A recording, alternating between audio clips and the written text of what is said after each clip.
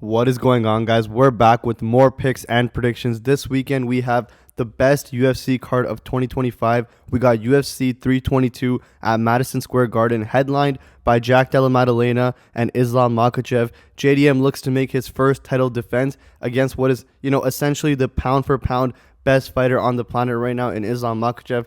Makhachev looking to get a second belt and really, elevate his own name in the GOAT conversation for mixed martial arts. We also got, a fire co-main event, a bunch of really good fighters on the main card and in the prelims as well. So without further ado, let's jump right into the picks and predictions for UFC 322. We are kicking off the early prelims with actually a really fun fight. Both these fighters fight at a really high pace. We have Viacheslav Borshchev versus Matheus Camilo. This is a late addition to this fight card, and they're going to be kicking off the prelims. I'm going to go with Matheus Camilo to win this one. Like I said, this fight is going to be pretty fast-paced. With Borshchev, he is supposed to be, on paper, a really talented striker, but there have been some kind of holes in his striking itself, specifically in that loss to Chase Hooper where he got dropped by Chase Hooper early in the fight. He comes back, wins a split decision to James Yontop, and that's not really a good look. James Yontop is one of those fighters that really lacks any strong MMA skills, but the reason why he is, some level of a decent fighter is due to his durability. So a split decision against a guy like Yontop does not look good for Borshchev. He goes back on a 2-loss streak after that to Tom Nolan and Terrence McKinney, both good fighters in their own right, but Borshchev on his own, he's got some striking background, but hasn't really shown any high-level MMA skills in a while. And Matheus Camilo, he lost his UFC debut to Gabe Green. He was looking dominant in that fight until he kind of gassed out going for a submission and then ended up in a submission himself. Gabe Green gets him out of there by rear naked choke. But Camilo on the feet, all gas, no breaks.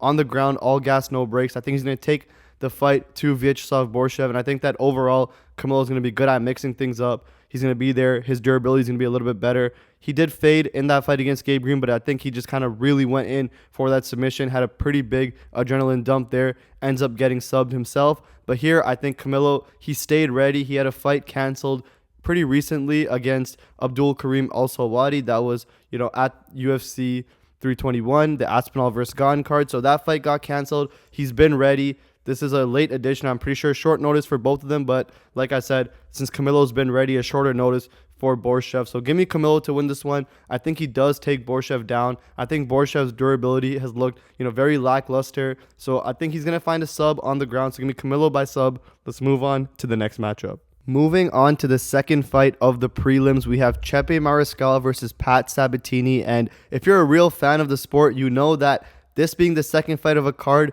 is absolutely nuts. These guys are real gamers. Both of them are on a tear. So this fight card is really stacked. And I'm going to go with Pat Sabatini to kind of edge this one out on Chepe Mariscal this weekend. Both of these guys are on an absolute tear.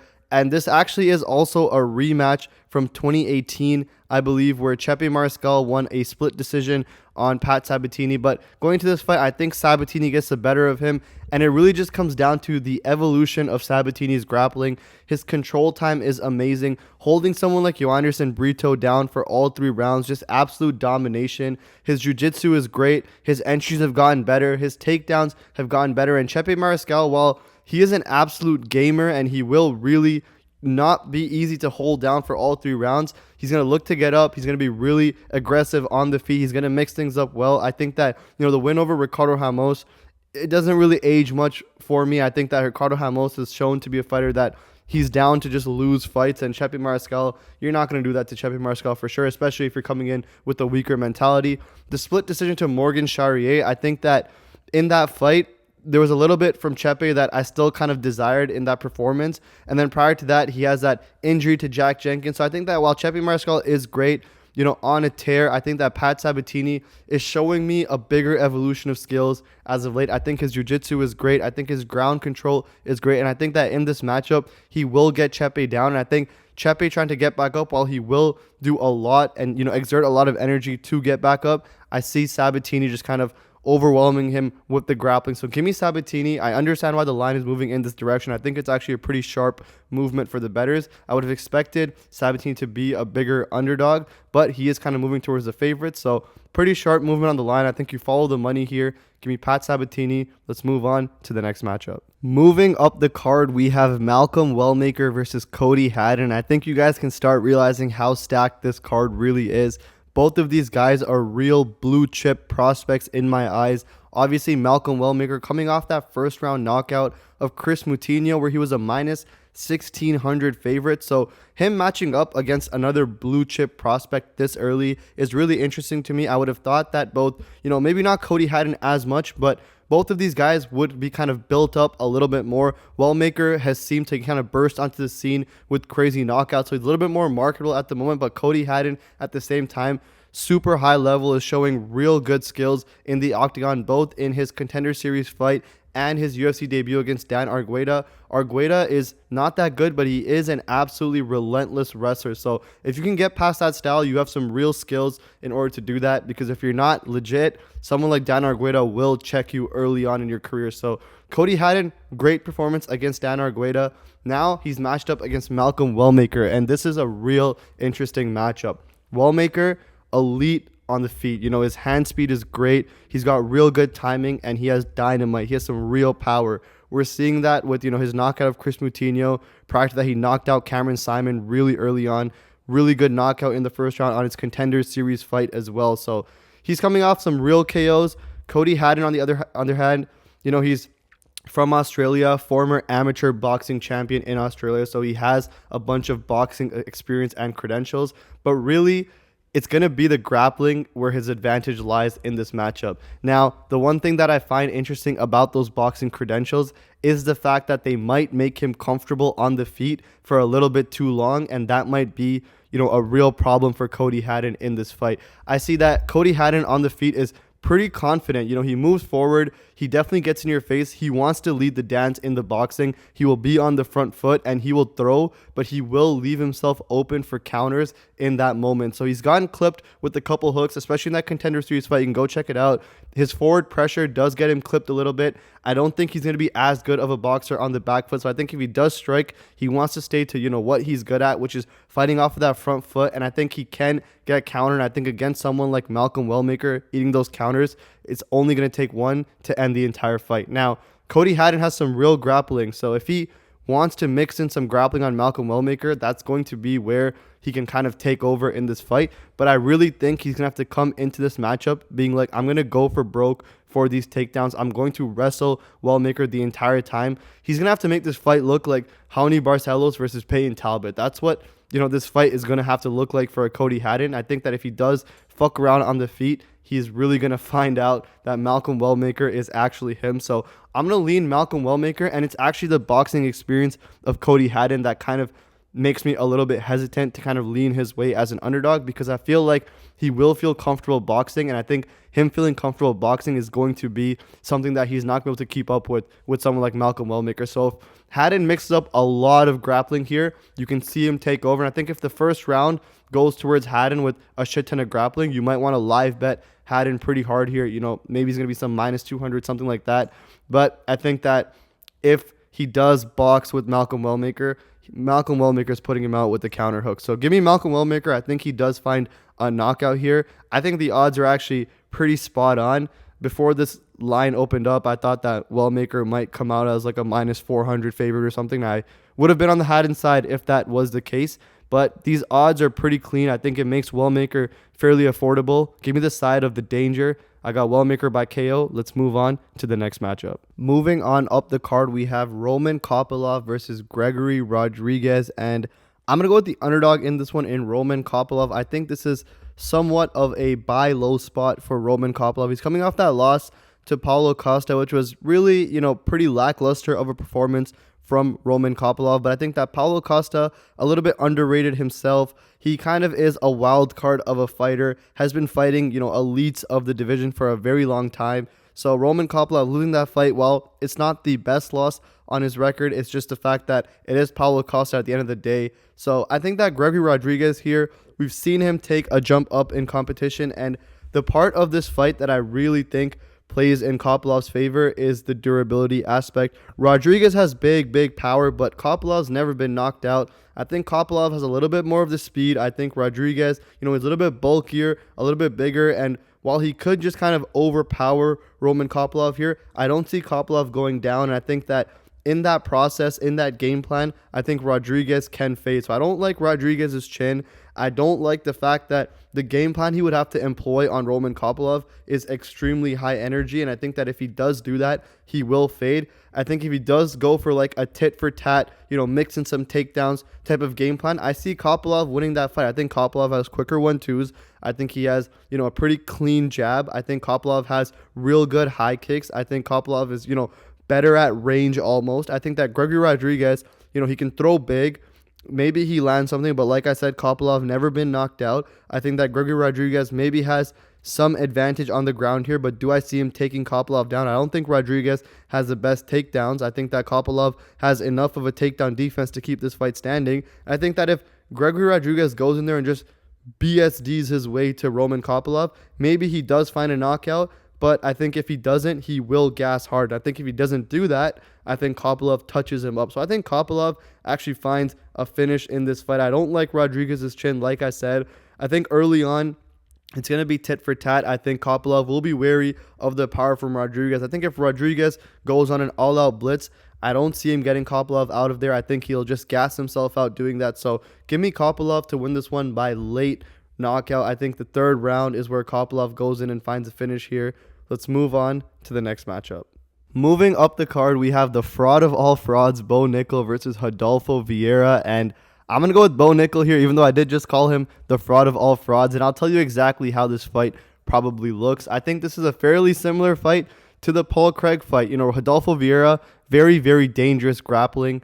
Bo Nickal obviously, has the wrestling to kind of thwart that. But at the end of the day, Rodolfo Vieira will be super dangerous on the ground. On the feet, he has, a little bit of power. He will set on his punches, but he's not the best striker. And I think the real fight you got to look at for this one is Andre Petroski. Andre Petroski is like a poor man's Bo Nickal. Maybe someone with a little bit better striking than Bo Nickal, but Bo Nickal actually strikes a little bit at range, which I think will help him in this fight against Vieira because he won't even let Vieira come close. So Petroski kind of fights in range, which gave Vieira, the opportunity to land something big. But Andre Petroski, poor man's Bo Nickal, and Bo Nickal, not even that sick of a fighter. So being a poor man's Bo Nickal is not the best thing to say about someone probably.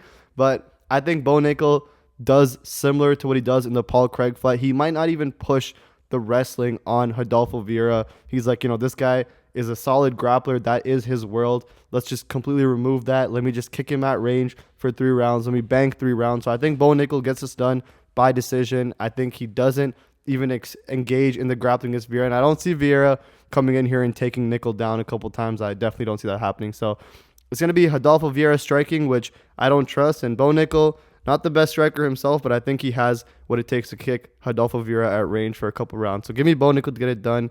Fairly confident in this one, even though, Bo Nickal did leave pretty sour taste after the RDR fight, but still fairly confident in this one. Let's move on to the next matchup. Moving up the card, we have Gerald Meerschaert versus Kyle Daukaus, and this is going to be a GM3 fade. I think we're actually seeing the losing streak of GM3 that finally gets him out of the promotion. I think he's been around for a little bit too long, overstayed his welcome just a little bit. I know we all love GM3 as an underdog. GM3 by sub will be a pretty popular prop as always, but I think that Kyle Daukaus does get the better of him. Daukaus on his second stint in the UFC right now, 32 years old, really a dangerous striker in his own right and has a real ground game, sound wrestling, great submissions, and great submission defense himself. Never been subbed in his career so far. I think Kyle Daukaus has what it takes. And I think if you look at, the fighters that GM3 has kind of come back submitting, Edmund Shabazian, primarily just a striker and really just kind of gassed himself out in that fight. Brian Barberena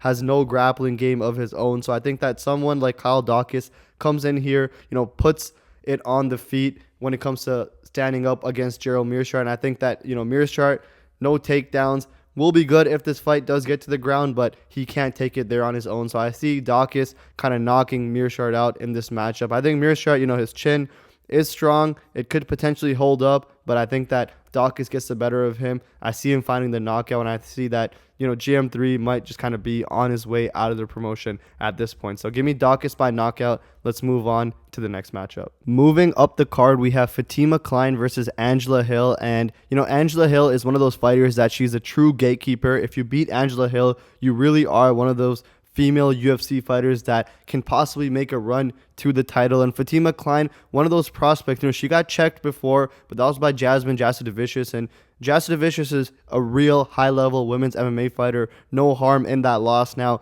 she's taking a step up in competition to Angela Hill, and I think that she does get it done against Angela Hill here. Something important to note, prior to this fight, Fatima Kline has actually quit her job and become a full-time MMA fighter.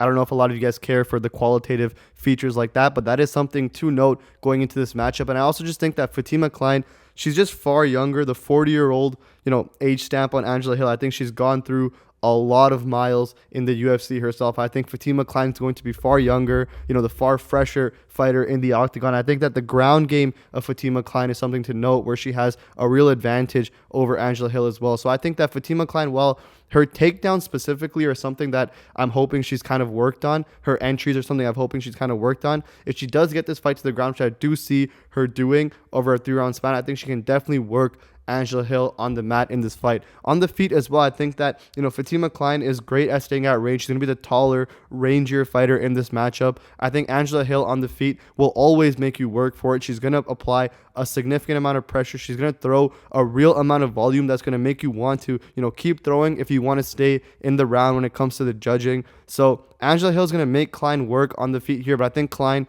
has a little bit more tools. She's got the youth on her side as well. Recently becoming a full-time fighter, fighting in her hometown in New York. I think both the quantitative and qualitative features of this fight kind of point towards Fatima Kline. I think, if you do want to find some potential value, maybe even, an under bet or a submission bet on Fatima Kline. I think she is someone that does look for finishes in matchups. So I think that Kline, if she does get this fight to the ground, can potentially look for a submission. So give me Fatima Kline to win this one. It probably does go the distance, but if you want to juice something, maybe play something inside the distance on Kline. So Kline to win. Let's move on to the next matchup. Next fight on the card is Baisangur Susurkaev versus Eric McConico. And I'm going to go with Susurkaev here. He is obviously going to be a massive favorite. Super hyped up fighter. Lost a little bit of that in his UFC debut, actually, because, he came in, fought on Contender Series on Tuesday, turned around to fight on the same UFC card on Saturday. So got a real big hype train just because of that. He's also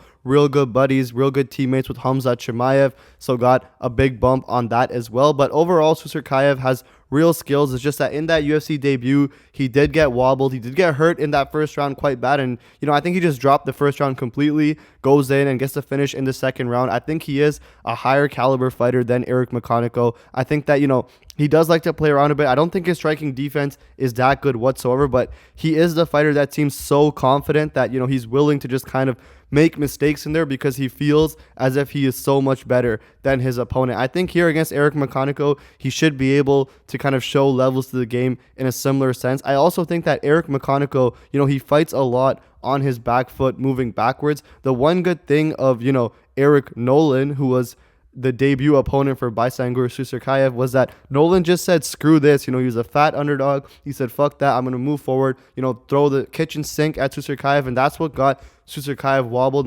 Nolan just kind of went for it.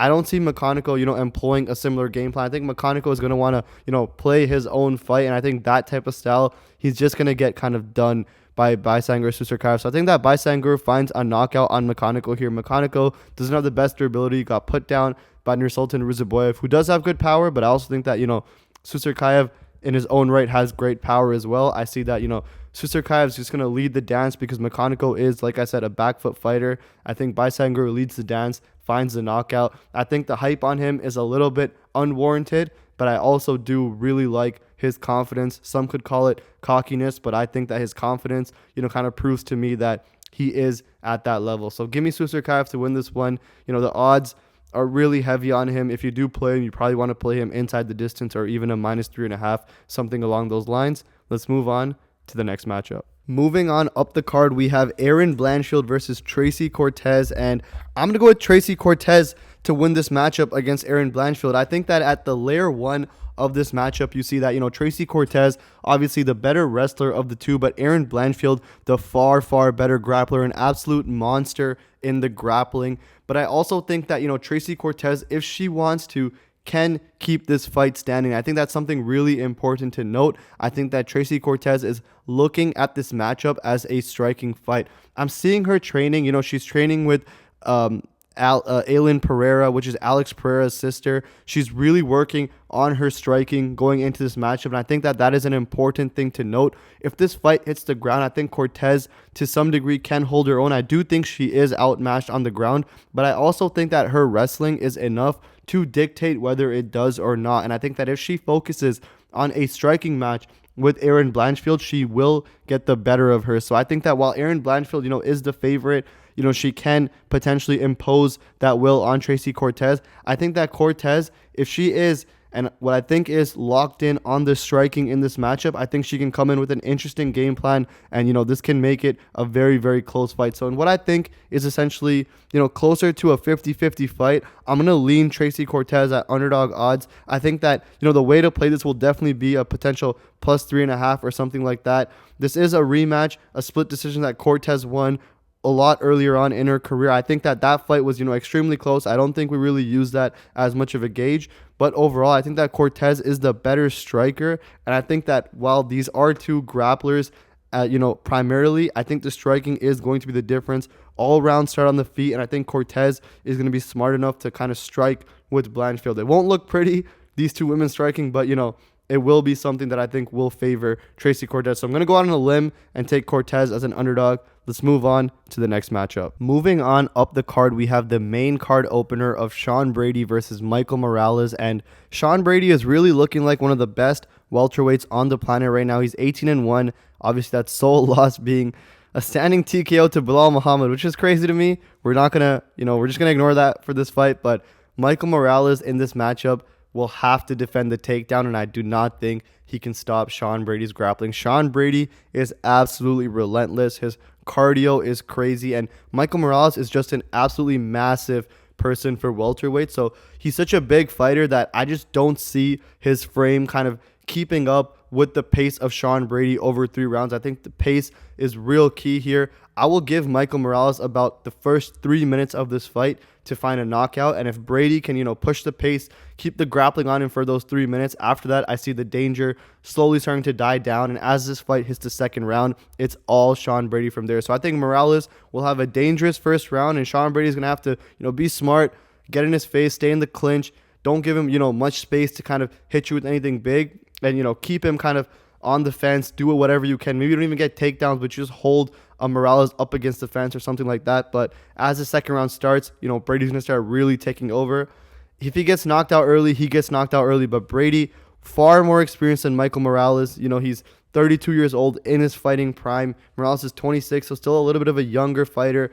Much less experience, at least at like a high level. Coming off that win to Gilbert Burns, which, obviously great knockout win, but Sean Brady, like I said, relentless grappling. And I've seen Michael Morales' grappling get tested, especially in that fight against, I think it was like Adam Fugit or whatever, which he did end in a knockout, but he got taken down a couple times. I think that Brady is not one to be played with. His jiu-jitsu is amazing on the ground. His control is amazing on the ground, and I think he finds a submission here. I think that Brady kind of, works Morales. Morales gets real gassed. I think a late second, early third round submission, something like that. So I see a later of the fight submission for Sean Brady. Let's move on to the next matchup. Moving on up the card, we have Beneil Dariush versus Benoit Saint-Denis, and I'm going to go with the underdog here. Give me Beneil Dariush to win this one, and I get it. Benoit Saint-Denis on a real comeback, but I think this is where, a little bit of the resurgence stops for BSD. BSD can find an early knockout here on Beneil Dariush, and that's for sure. Dariush's chin is pretty suspect, and, he got dropped in the Moicano fight, got knocked out bad by Arman Sarukian, got knocked out bad by Charles Oliveira, but Beneil Dariush has real high-level wrestling. He's got that win over Matheus Gamrot, and he can roll with the best of them. So Beneil Dariush, his wrestling, I think, is a real factor here, and, Moicano doesn't have the best takedowns, but he did catch a kick off BSD, and when he got top position in that first round, bro, it was absolute domination. And I think that Beneil Dariush is Moicano on the ground, but with better takedowns and just to be honest, better than Moicano when it comes to the jiu-jitsu and wrestling game. So I think that Dariush really has tools, really has danger when this fight gets to the ground. I think he can do a lot of work. Do I see him being as much of a ground and pound threat as like what Moicano did in round 1 to BSD? Probably not, but I do think he can control him. I think he can kind of do whatever he wants with BSD on the ground. I think he'll be the one leading the dance on the ground. So I think that Dariush will have to get a takedown here. I'm hoping he's smart enough to go for it early. I also think that someone like, BSD will also fade as the fight goes on. So once again, another fight where very, very scary round 1. And, it is interesting because my predictions could look really dumb if my fighters get knocked out early in the fight in the first round. But that's just kind of how this goes. Like BSD has, a solid round 1 here. And I think the fading will be a little bit less on the BSD side, as much as I said from Michael Morales. But at the same time, I think that as this fight goes on, Dariush has the wrestling tools to really kind of deal with BSD on the ground. I think he shoots a bunch of takedowns. I think he gets Benoit Saint-Denis to the ground. If Benoit Saint-Denis blitzes Dariush early, throws caution to the wind and just kind of touches his chin, gets him out of there, it is what it is. But I think that with the tools that Dariush has, with a good game plan, which I feel like after fighting fighters at this level for this long, he has to be coming in with a solid game plan. If he has a Charles Oliveira-esque game plan in this matchup, I think Dariush can do real well. So give me the underdog. Underdog odds, I think Dariush really has the tools to beat a BSD. I think that, BSD coming off a couple solid wins, the Roofy win, but, Huffy, he hasn't even really been tested that much at this level. Prior to that, the win over Kyle Prepolek, let's be real, none of us are rating that win whatsoever. So I think the Roofy win for BSD obviously does look good, but Roofy on the ground has not really been tested like that. BSD was the one to kind of go do that to him. I think here Dariush is a higher caliber fighter, and we saw BSD take on some of the higher caliber fighters in lightweight before, and things did not work out necessarily his way. So I'm going to go with the underdog here. Give me Dariush. Let's move on to the next matchup. Moving on up the card, we have Leon Edwards versus Carlos Prates, an absolute banger fight on the main card. I understand all the people that are on the Edwards side as an underdog in this matchup, but that being said, I will be picking Carlos Prates to win this fight this weekend.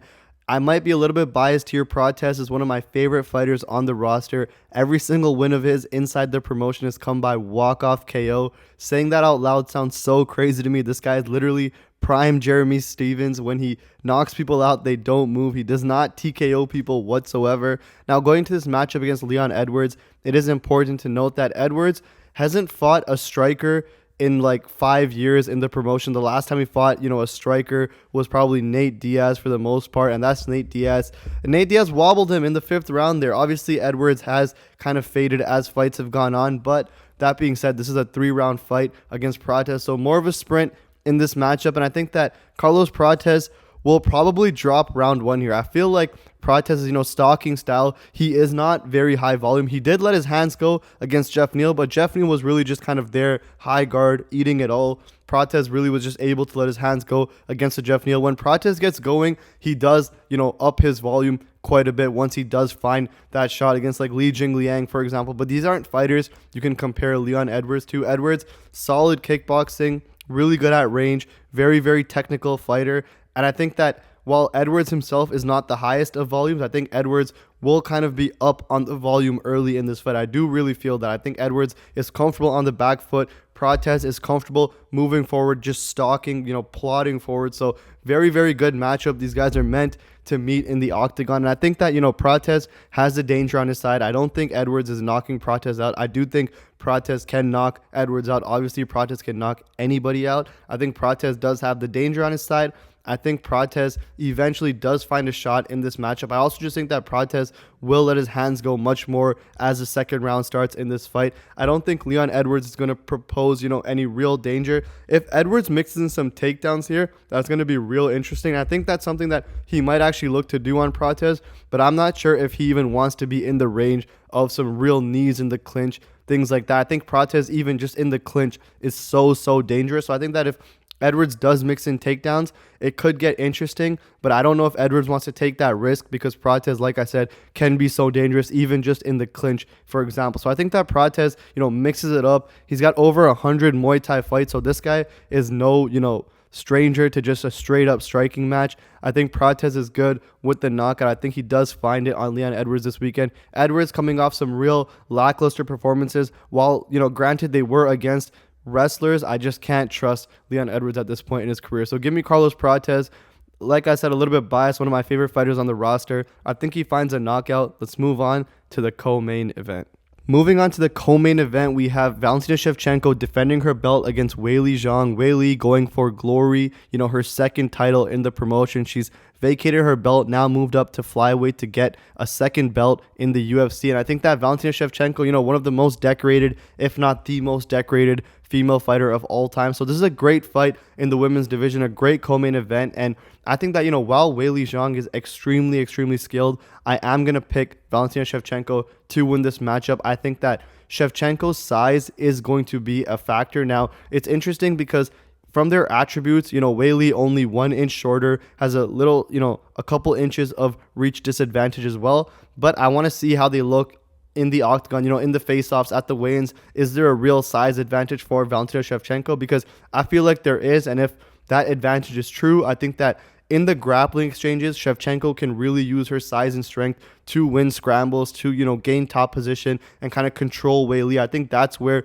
she does end up winning this fight. I think on the feet, Weili is really fast. She's much quicker. At range, Shevchenko might have a slight advantage, but I think Weili can blitz in, do well on the feet. I think it's, Shevchenko pressing Weili up against the octagon, up against the fence, getting takedowns, staying in, dominant, controlling position. I think that's where Shevchenko wins this fight. So I think Shevchenko wins a hard-fought decision against Weili here. I think she does defend her belt. There's not really that much of an age difference. Obviously, we know Shevchenko is old at 37 years old, but Weili is also 36, so not really much of an age difference going into this matchup. I think the size difference is going to be, the factor that gets it for Shevchenko. I think Weili is probably more skilled in every area of mixed martial arts at this point in her career, but I think that she will lose those scrambles just purely out of a strength disadvantage. So give me Valentina Shevchenko. I think it's going to be a hard-fought, close decision. I'm actually surprised that other people feel the same way and Shevchenko is a slight favorite.